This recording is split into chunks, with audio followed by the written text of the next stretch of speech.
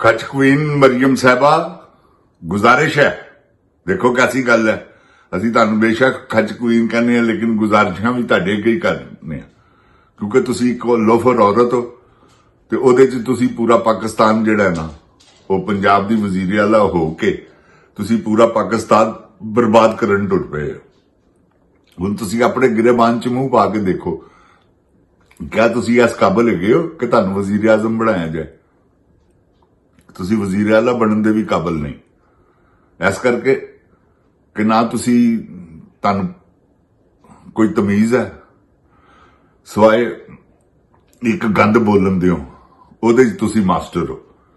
ਗੰਦੀ ਗੁਫ਼ਤਗੂ ਕਰਨੀ, ਗੰਦੀ ਜ਼ੁਬਾਨ ਦਾ ਇਸਤੇਮਾਲ ਕਰਨਾ ਉਹ ਤੁਹਾਡੇ ਤੇ ਖਤਮ ਹੈ ਕਿਉਂਕਿ ਤੁਹਾਨੂੰ ਆਪਣੇ ਵਾਲਿਦ ਵੱਲੋਂ ਗੁੜਤੀ ਮਿਲੀ ਹੈ।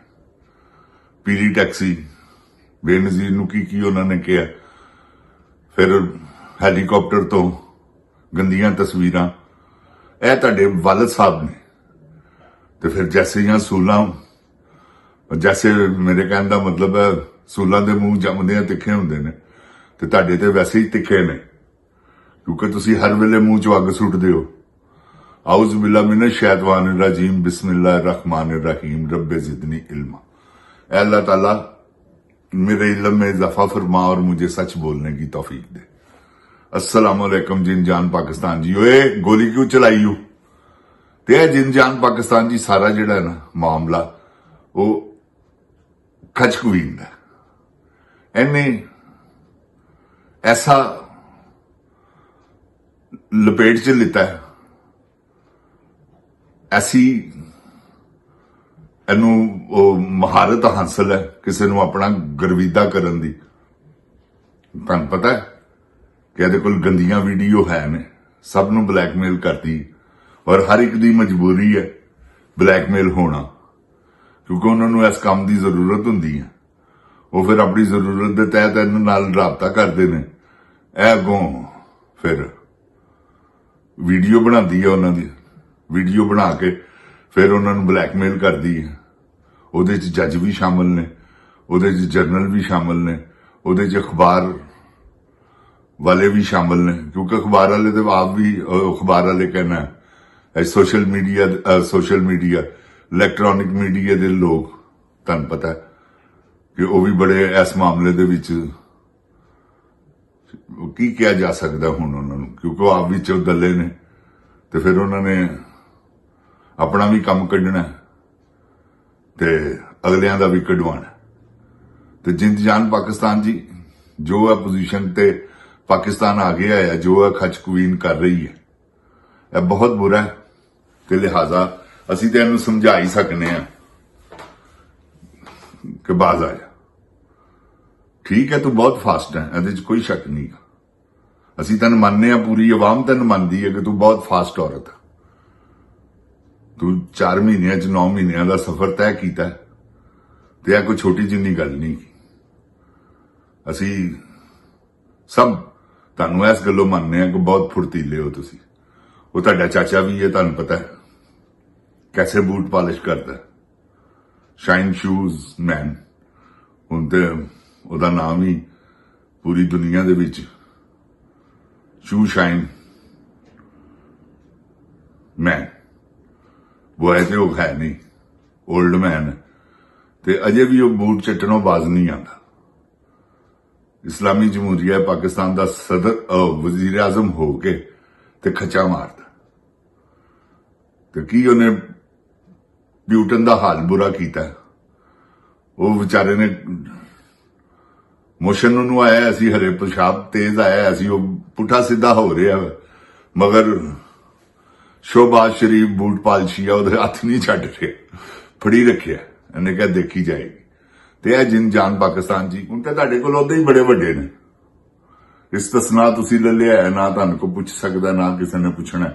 ਇੱਥੇ ਕਿਹਦੀ ਜ਼ਰੂਰਤ ਹੈਗੀ ਹੈ ਕਿ ਤੁਹਾਡੀ ਅੱਖ ਚੱਖ ਪਾ ਕੇ ਗੱਲ ਕਰੇ? ਉਹ ਸਿਰਫ ਕੈਦੀ ਨੰਬਰ 804 ਹੈ ਜਿਹੜਾ ਐਬਸੋਲੂਟਲੀ ਨਾਟ ਕਹਿਣਾ ਜਾਣਦਾ ਤੇ ਲਿਹਾਜ਼ਾ ਤੁਸੀਂ ਉਹਦੇ ਨਾਲ ਵੀ ਫਜ਼ੂਲ ਮੱਥਾ ਲਾਇਆ। ਐਡੀ ਵੱਡੀ ਸਜ਼ਾ ਦਾ ਉਹ ਮੁਸਤਹਿਕ ਨਹੀਂ ਸੀਗਾ ਜਿਹੜੀ ਤੁਸੀਂ ਸਜ਼ਾ ਉਹਨੂੰ ਦਿੱਤੀ ਹੈ। ਕਾਹਦੇ ਲਈ ਦਿੱਤੀ ਹੈ? ਆਪਣੀ ਦਹਿਸ਼ਤ ਪਾਉਣ ਵਾਸਤੇ ਇਸ ਆਵਾਮ ਨਾਲ ਜ਼ੁਲਮ ਕਿਉਂ ਕੀਤਾ ਤੁਸੀਂ ਨਹੀਂ ਕੀਤਾ, ਕਿਉਂ ਕਰਵਾਇਆ? ਇਹ ਦੱਸੋ। ਤੁਹਾਡੇ ਸਾਹਮਣੇ ਤੇ ਹੋਇਆ ਨਾ। ਹੁਣ ਤੁਸੀਂ ਕਹੋ ਮੈਨੂੰ ਨਹੀਂ ਪਤਾ, ਤੇ ਫਿਰ ਇਸ ਐਡੀ ਵੱਡੀ ਸੀਟ ਤੇ ਬਹਿਣ ਦਾ ਕੋਈ ਹੱਕ ਨਹੀਂ। ਫਿਰ ਤੁਸੀਂ ਰਿਟਾਇਰ ਹੋ ਜਾਓ। ਤੇ ਜੇ ਤੁਸੀਂ ਅਸਲ ਇਤਸਾਬ ਕਰੋ, ਕਿਉਂਕਿ ਤੁਸੀਂ ਨਹੀਂ ਇਨਵੋਲਵ, ਆਪਣੇ ਆਪ ਨੂੰ ਕਹਿੰਦੇ ਹੋ ਤੁਸੀਂ ਕਿ ਜੀ ਅਸੀਂ ਨਹੀਂ ਇਨਵੋਲਵ ਹੈਗੇ। ਜੇਕਰ ਤੁਸੀਂ ਨਹੀਂ ਇਨਵੋਲਵ ਤੇ ਫਿਰ ਤੁਹਾਨੂੰ ਇਹ ਕਰਨਾ ਚਾਹੀਦਾ। ਤੇ ਜੇਕਰ ਤੁਸੀਂ ਇਨਵੋਲਵ ਹੋ ਤੇ ਆਪਣੇ ਆਪ ਨੂੰ ਪੇਸ਼ ਕਰੋ ਇਤਸਾਬ ਲਈ, ਕਿਉਂਕਿ ਬਾਅਦ ਚੋਂ ਜੋ ਹੋਣਾ ਤੇ ਹੁਣੇ ਹੀ ਕਰਵਾ ਦਿਓ ਆਪਣੇ ਆਪ ਨੂੰ। ਇਸ ਫੈਜ਼ ਹਮੀਦ ਨੂੰ ਤੁਸੀਂ ਸਜ਼ਾ ਦਿੱਤੀ ਹੈ ਨਾ, ਦਿਲਵਾਈ ਹੈ, ਤੇ ਕਿਸ ਵਜ੍ਹਾ ਤੋਂ?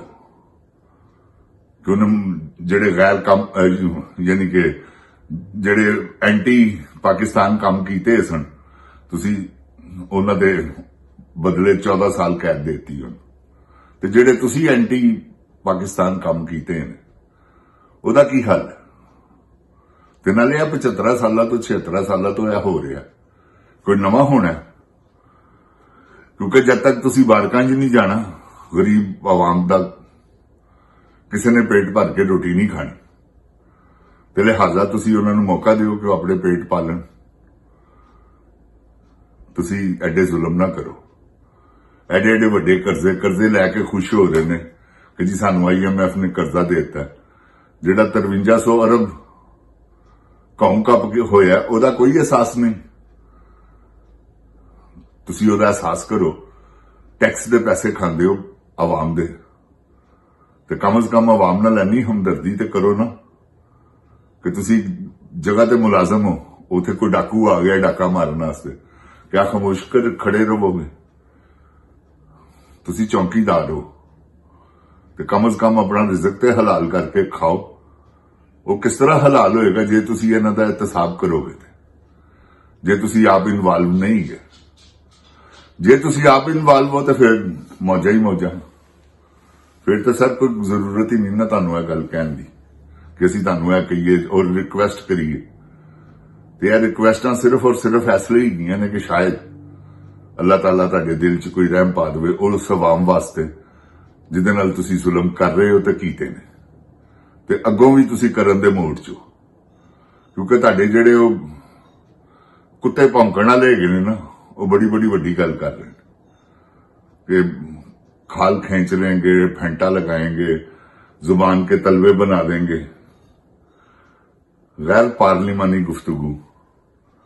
हालांकि वह सैनेटर है जिन्होंने तुसी जबरदस्ती सैनेटर बनाया। यह देखो ना कैसी गल है कि तुसी उन्हें सैनेटर बनाता जिन्होंने तमीज ही नहीं की गल करन दी। जिहड़ा शोधा जिहा लोफर जिहा एक इंसान है, वो इमरान खान दे नाल ही सी जिहड़ी उन्होंने अल्लाह ने इज्जत दी सी। ਹੁਣ ਉਹਨੂੰ ਇੱਜ਼ਤ ਨਹੀਂ, ਗਾਲਾਂ ਪੈਂਦੀਆਂ ਨੇ ਤੇ ਉਹ ਪੈਂਦੀਆਂ ਰਹਿਣੀਆਂ ਨੇ। ਤੇ ਤੁਸੀਂ ਗਾਲਾਂ ਤੋਂ ਬਚੋ, ਮੈਂ ਤੁਹਾਨੂੰ ਇਹ ਮਸ਼ਵਰਾ ਦਿਆਂਗਾ। ਨਹੀਂ ਤੇ ਇਹਨਾਂ ਨੇ ਕੁੱਤਿਆ ਕਰ ਦੇਣੀ। ਜੇ ਯੂਬ ਕੁੱਤਾ ਕਰ ਦਿੱਤਾ ਸੀ ਤੇ ਬਾਕੀ ਕੀ ਰਹਿ ਗਿਆ? ਤੇ ਮੇਰੀ ਜਾਨ ਤੁਸੀਂ ਬਚੋ ਕਿ ਲੋਕੀ ਤੁਹਾਨੂੰ ਆਸਮ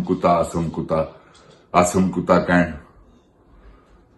ਨਹੀਂ, ਤੁਸੀਂ ਸਰਬਰਾਹ